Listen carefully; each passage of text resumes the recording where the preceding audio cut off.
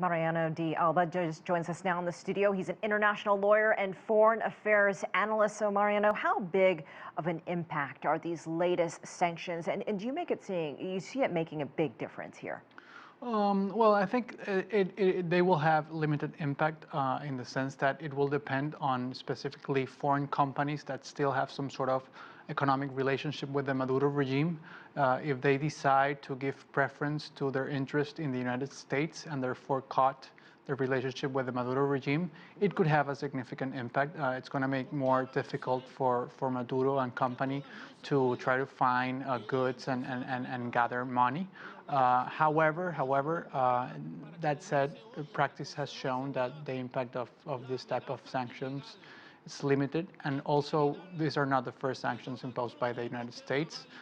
And until now, at least, the Maduro regime has shown a certain capability of responding to this type of measures. Basically, in terms of oil sales, they have recurred to exporting more to Russia, exporting more to India, and exporting more to Malaysia. What do you make of the timing of this announcement? Is the United States just trying to shake things up since the failure to replace Maduro with Juan Guaido? I mean, it's been fairly quiet on the political front between the U.S. and Venezuela. What do you make of this announcement? I mean, I think the timing comes after sort of like a stalemate in the negotiations that are being led by Norway between the government and the opposition. They are taking place in Barbados. The United States is of the view that for those talks to succeed, more international pressure is due.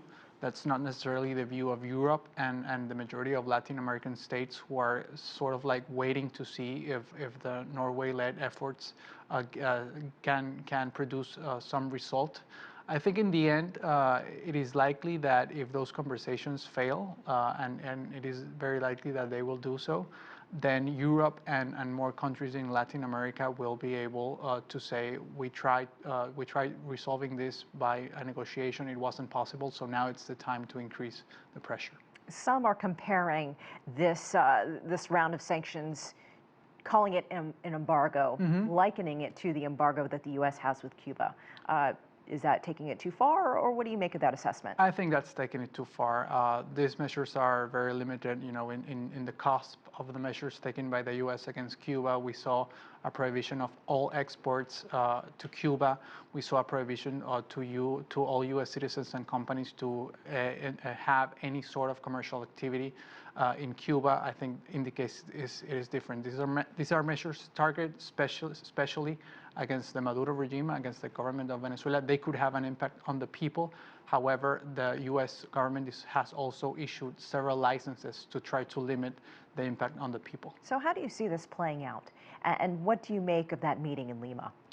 I think the meeting in Lima was more of the same. The countries that support Guaido restating their position. Nothing concrete came out of it. How do I see playing out? Frankly, I don't see it playing out very well. Why? Because the Maduro regime has not shown any willingness to seek out a solution, a pacific and democratic solution. And the people in Venezuela are fed up. The economic situation is terrible. There is lack of food. There is lack of power. And certainly the situation is getting worse each day, and the Maduro regime doesn't have the capability to actually solve the issues. So in the end, it's going to be the people that suffer the most. All right, Mariano de Alba, thank you so much for joining us. We appreciate it.